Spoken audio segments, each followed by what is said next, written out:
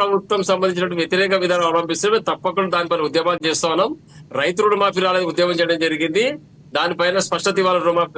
రుణమాఫీ పైన వెంబడి రుణాలు రద్దు చేయాలని చెప్పేసి రోడ్లపై ధర్నాలు రాస్తారోకలు చేయడం జరిగింది. ప్రతిపక్ష పాత్ర మేము పోషిస్తా ఉన్నాం. ముఖ్యమంత్రి గారు, మాజీ ముఖ్యమంత్రి గారు కేసీఆర్ గారు ఫామ్ హౌస్ పరిమితం కాలేదు. ఖచ్చితంగా ఆరోగ్య సమస్యల రీత్యా రాలేకపోయినారు. ఇప్పుడిప్పుడే కోలుకుంటారు. ఖచ్చితంగా ప్రజాక్షేత్రంలోకి వస్తారు.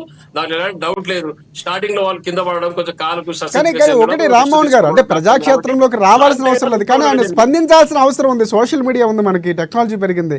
ఆయన భావాన్ని ఆయన ప్రభుత్వానికి చిత్తశుద్ధి ఉంటే ఖచ్చితంగా చెప్పొచ్చు కదా. సంస్కారం ఒకటి వినాలి. సంస్కారం లేకుండా రేవంత్ రెడ్డి గారు మాట్లాడితే దానికి స్పందించాల్సిన అవసరం పెద్ద మనిషి మాజీ ముఖ్యమంత్రి కేసీఆర్ గారు. మీరు ప్రజల పక్షాన ఉన్నారు, మీరు ప్రజల పక్షాన ఉన్నారు. ఇక్కడ విమర్శల గురించి కాదు, ప్రజల పక్షాన ఎలాంటి సూచనలు చేశారు? అంత అనుభవం ఉన్నటువంటి నేతగా, ముఖ్యమంత్రిగా ఉన్నటువంటి కేసీఆర్ ప్రజా సమస్యల పైన మేము పోరాటం చేస్తున్నాం. అంటే ఈ రోజు కేసీఆర్ గారి సూచనలతో పోరాటం చేస్తున్నాం. ఒక పార్టీ అధ్యక్షుడిగా మాకు దిశానిర్దేశం చేయడం జరిగింది. క్షేత్రస్థాయిలో పార్టీని గ్రామ స్థాయి నుంచి రాష్ట్ర స్థాయి వరకు బలోపేతం చేస్తున్నాం. కాంగ్రెస్ పార్టీ అవలంబిస్తున్నటువంటి ప్రజా వ్యతిరేక విధానాలకు ఎండగట్టడానికి ప్రణాళిక రూపొందిస్తున్నాం. ఖచ్చితంగా 6 గ్యారంటీలు పూర్తి స్థాయిలో అమలయ్యేటట్టు చూసే బాధ్యత భుజానికి ఎత్తుకుంటాం. తప్పకుండా వాళ్ళు చెప్పిన మాటలు చేసే విధంగా మెడలు వచ్చి వారు చేయిస్తాం. తెలంగాణ ప్రజలకు న్యాయం చేసే పార్టీ కేవలం బీఆర్ఎస్ పార్టీ. రామ్మోహన్ గారు మీకు ఒకసారి రాజమౌళి గారు చెప్పండి. మీరు క్వశ్చన్ రైజ్ చేస్తున్నారు. విశ్లేషకులు ప్రజల కోసం పనిచేస్తాము. మిమ్మల్ని సూటిగా ప్రశ్నిస్తున్నా. మీకు ఒక 4 అంటే it's not a personal mister Rammohan, మీరు మీతో నేను పర్సనల్ గా ఏం మాట్లాడడానికి రాలేదు. అయితే ఫ్రెండ్లీగా మీకు ఒక సలహా ఇస్తున్నా.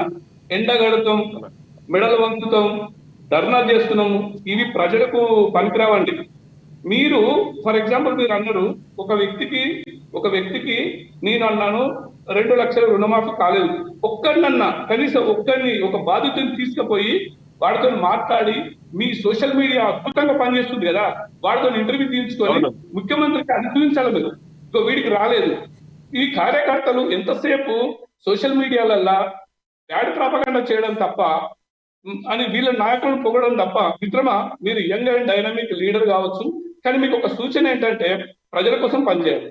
ఇప్పుడు ఎవరికైతే రుణమాఫీ కాలేదో, లేకుంటే రుణమాఫీ కాలేదో ఒక్కరితో ఇంటర్వ్యూ తీసుకొని ప్రజల మధ్యలోకి వెళ్ళిపోండి. తర్వాత 500 రూపాయల గ్యాస్ని దాని మీద చాలా గొడవలు ఉన్నాయి. అది మీరు ఒక ఇంటర్వ్యూ తీసుకుని మంచి చేయండి. మీరు ఇది చేస్తే వాళ్ళకి కరెక్ట్ చూపించినట్టు అవుతుంది. మనం పాయింట్ టు పాయింట్ మాట్లాడుకోవాలి. కేటీఆర్ ఎట్లా, కేసీఆర్ ఎట్లా, రేవంత్ రెడ్డి ఎట్లా తిట్టుకోవడాలు. ఇటు కేసీఆర్ తిట్టొద్దు, రేవంత్ రెడ్డిని తిట్టొద్దు, కేసీఆర్ తిట్టొద్దు. వాస్తవాలను మీరు చూపించండి. ఆర్టీసీ బస్సులో గొడవలు అవుతున్నాయి, మీ సోషల్ మీడియా యాక్టివ్ గా ఉంది, వీడియోలు తీయండి. ఖచ్చితంగా ప్రజాకోణంలో ఆలోచించాలి, ప్రజల పక్షాన్ని ఉండాల్సిన అవసరం ఉంది. అండ్ మనకి తప్పకుండా మీరు చెప్పింది 100% నిజం. మీ సూచనలు శిరస వహిస్తాం. తప్పకుండా ఇప్పటికీ గ్రామాల్లో బాధితులను తీసుకొని బ్యాంకర్స్ దగ్గరికి వెళ్ళి మాట్లాడడం జరిగింది. మరింత విస్తృతపరిచి అందరు బాధితులకు నష్టం జరగకుండా వారికి న్యాయం చేసే విధంగా ప్రయత్నం చేస్తాం. తప్పకుండా రామ్మోహన్ గారు మనకి కాంగ్రెస్ పార్టీకి సంబంధించి అధికార ప్రతినిధి